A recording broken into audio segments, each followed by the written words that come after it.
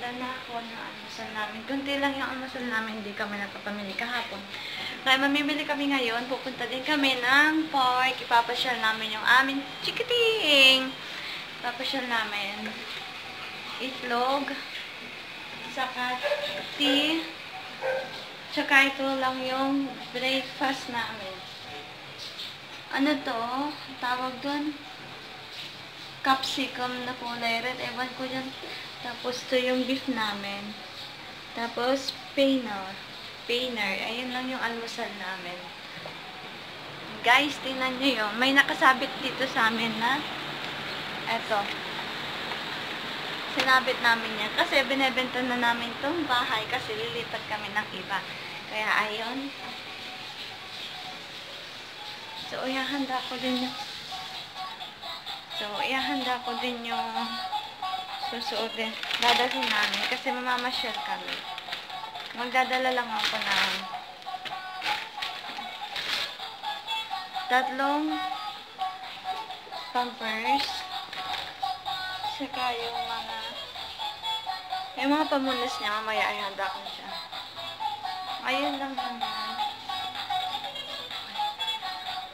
Naliligo yung asawa. Wala naman yung rep namin kaya wala kami. Ayun lang. Yun yung almusal namin. Konting-kunti lang siya eh. Anong magagawa? Wala kami.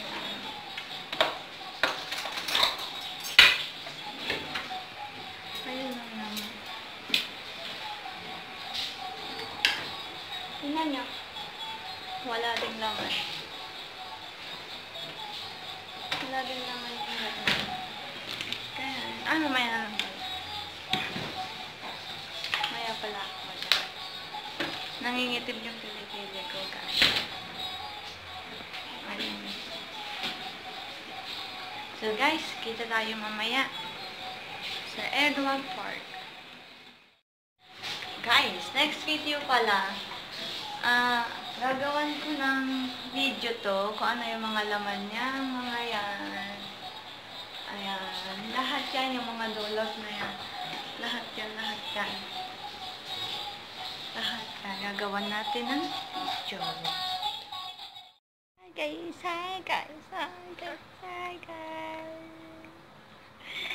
Ay, mamaya na kami pupunta ng park kasi inaantok na siya. Kailangan niya matulog. Ay, come baby. Oh.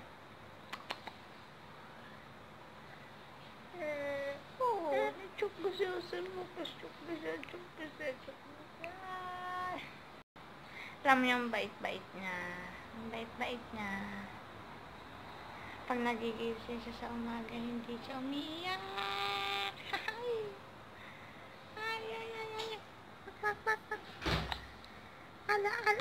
Al.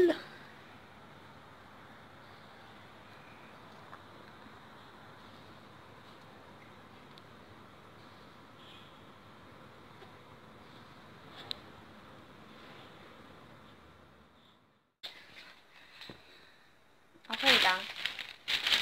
Wala naman din problema. Guys,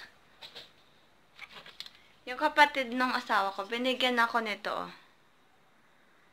Ang bango niya. Sobrang bango niya. Ayan. Naiwan yung ng asawa ko. Umalis siya. Naiwan. Ayun. Ayusin natin. Sarado natin to. Ito pa pala. Naiwan siya, guys.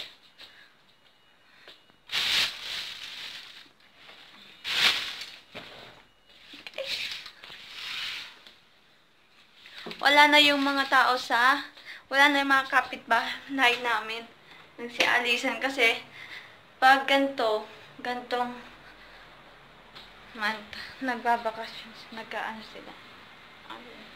Yung bata talaga na to, oh. Tingnan niya. Say hi, baby ko. Hi. Bagong gising siya.